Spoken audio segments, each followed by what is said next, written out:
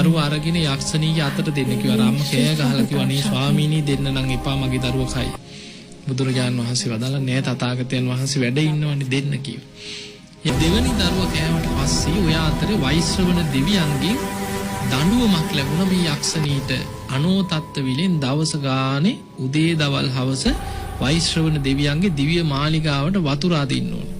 දැන් ওই වගේ දඬුවම් ගැන දේශනාවල ඔය ජාතක පොතේ සඳහන් වෙලා තියෙනවා. මොකද යක්ෂයන් පාලනය කරන යක්ෂයන්ට අධිපති දෙවියන් තමයි වෛශ්‍රවණ දෙවියන්. වෛශ්‍රවණ දෙවියන්ගේ දැන් රාජකාරියක් පැවරුවා. දැන් ආයේ මනුස්ස ලෝකෙට එන්න පලි ගන්න ඒව බලන්න වෙලාවක් නැහැ. දෙවියන්ගේ රාජකාරියක් පැවරිලා. ඔය අතරේ තුන්වෙනි දරුවත් ලැබුණා. දැන් කලින් දරුවෝ දෙන්නම යක්ෂණී කාලා මැරුණා. ඊළඟ දරුවා ලැබුණා. බොහෝම පරිස්සමින් දරුවා දැන් බයෙන් හදා වඩා ගත්තා. හැබැයි අවුරුද්දක් දෙකක් දැන් ගත වුණා. යක්ෂණී එන පාටක් නෑ දැන්. දවසක් දරුවා වඩාගෙන කල්පනා කරා ස්වාමියාත් එක්ක කතා වුණා අපි නෑදෑයෝ බලන්න යන් කියලා දෙන්න පිටත් වුණා ළමයාත් අරගෙන. බොහෝ දුරක් ඇවිදගෙන යනකොට සවැත් නුවර ජේතවනයේ ඉස්සරහින් තමයි පාර වැටිලා තියෙන්නේ. ඔය පාරේ ටික දුරක් යනකොට තියෙන පොකුණක්. දැක්කට පස්සේ කල්පනා කරා අපි දැන් මේ පයින් ඇවිල්ලා දාඩිය දාලා දූවිලි ඇඟේ නාගෙන යමු. බොහොම හොඳ තැනක් කියලා.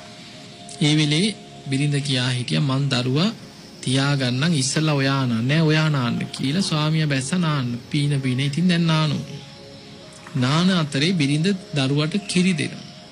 කිරි දීදී ඉන්නකොට එදා තමයි අර යක්ෂණීට වරේ අවසන් වෙච්ච දවස. වෛශ්‍රවණ දෙවියන්ගේ රාජකාරිය අවසන් වෙච්ච දවස. අවසන් වෙච්ච ගමන් බැලුවේ අර සංසාර වෛරි මතක් වුණේ. බලනකොට දැක්ක දැන් දරුවෙක් ඉන්නවා ටිකක් ලොකුයි අන්න කිරි දෙන්න. තමන්ට විශ්වලා ගන්නත් අමතක වුණා. ඈතින් යක්ෂණී පන්නගෙන එනවා දැක්කා. ඒ වෙලාවේ කෑ ගහලා කිව්ව ස්වාමියාට ගොඩට එන්න කියලා. ඒ ගන්න බෑ පීන නාම ඇහිල්ලෙත් නෑ. දරුවා තුරුල් කරගෙන දිව්ව ජේතවනාරාමයේ ඇතුළට. දුවා ගන්නතක් නෑ. දැක්ක ආරාමයක් තියෙනවා. දුවගෙන ගියා ජේතවනාරාම. යනකොට බුදුරජාණන් වහන්සේ දහම් දේශනවා.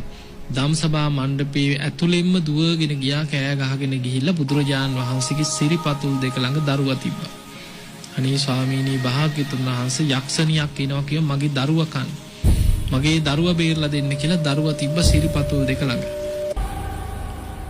යක්ෂණී පන්නගෙන ආවට දේවතාවරු කොටු කරා ජේතවනයේ දොරටුව ළඟදී නැවැත්තුවා.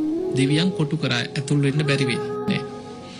බුදුරජාන් වහන්සේ ආනන්ද හාමුදුරන්ට වදාළ ආනන්දය අර යක්ෂණී